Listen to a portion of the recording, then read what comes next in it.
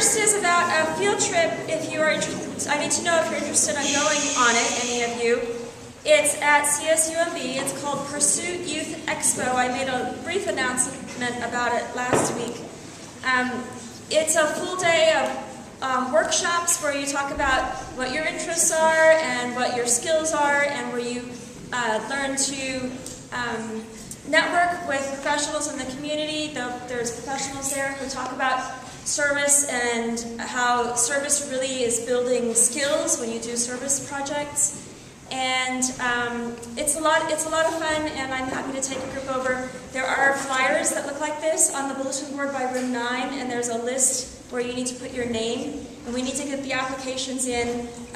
Tomorrow would be good because they're due at the end of the week, and so I need to take care of all of those things. The second announcement has to do with PATH tomorrow. Tomorrow is your opportunity for returning 10th, 11th, and 12th graders to share what you did during your service learning from last year. And there's a little outline front that's printed out of Haiku that I posted on the bulletin board out there as well. Basically, it says to tell a story. Don't just show up and have nothing planned or prepared. You need to prepare a little bit, reflect a little bit, and be ready to talk about what you did in your service for last year. There could be 6 or 7 people going, so you need to be concise and have thought it through. All right, thanks.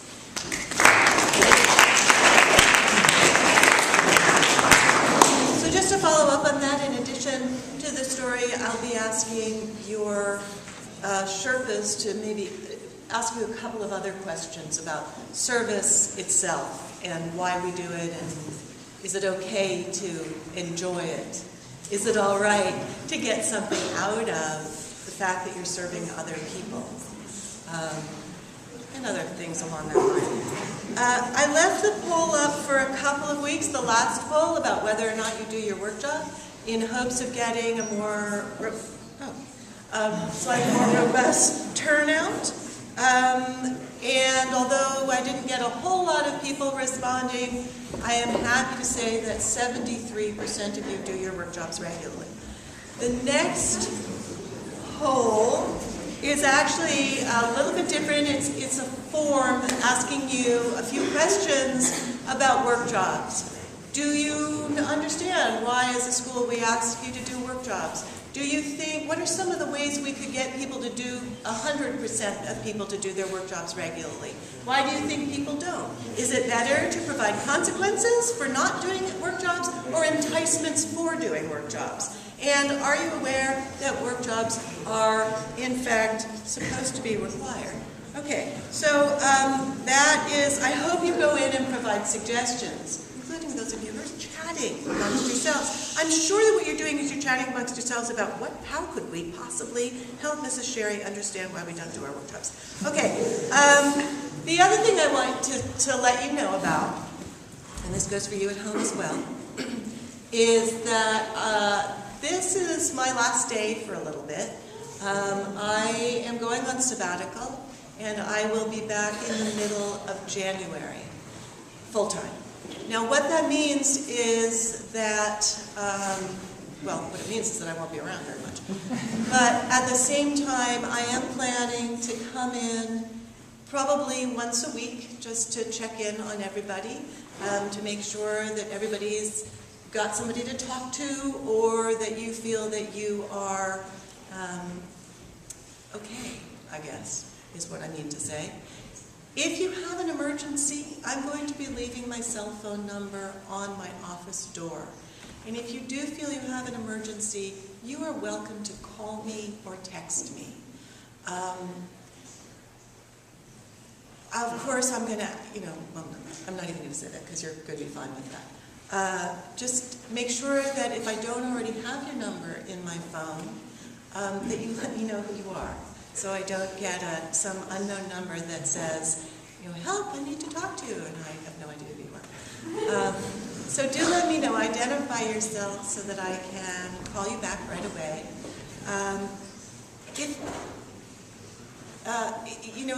There are lots of people for you here to talk to. You know who your class deans are. You can talk to Mr. Raymond, You can go to any adult that you feel comfortable talking to. Ms. Maston is a wonderful counselor and has offered to talk to all of you, not only the juniors and seniors, so avail yourself of her wisdom as well. You know, Mr. Harmon is a very wise man, and his office is open to you as well. So the bottom line is there are lots of people for you here to talk to, but I will be back just to make sure that everybody is okay, because oddly enough, I'm really going to miss you a lot. That's the biggest concern I have. Isn't that dumb? That's so selfish. My biggest concern is how much I'm going to miss you all. So anyway, enough of that. Do get in touch with me if you need me. Other than that,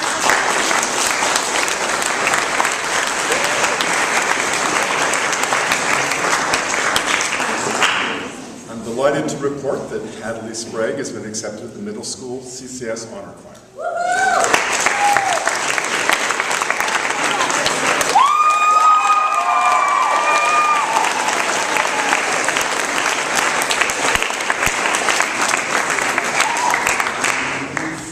There's a common misconception amongst people.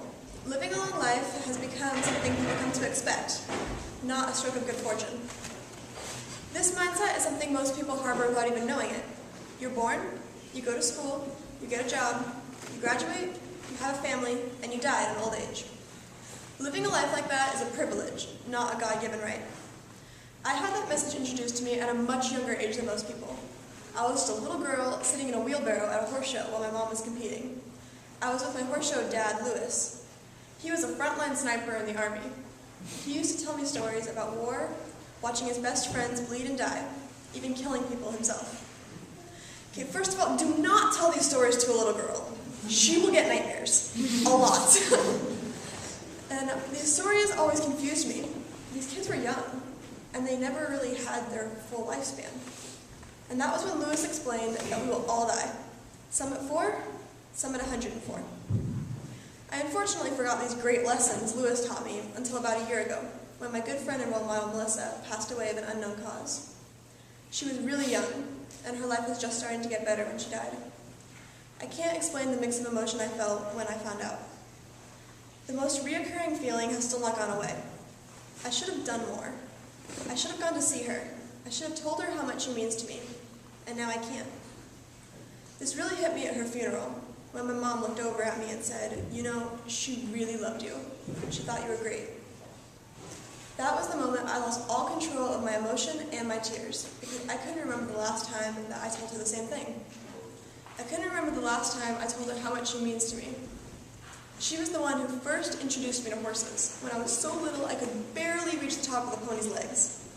She taught me to ride through a mix of a lot of candy bribes and encouraging words. She was also the one who introduced me to the most wonderful and majestic creatures on the planet.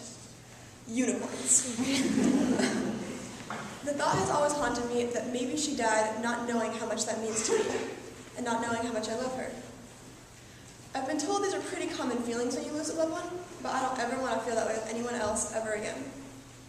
What I learned from this is don't take a single breath for granted. Tell people how you feel.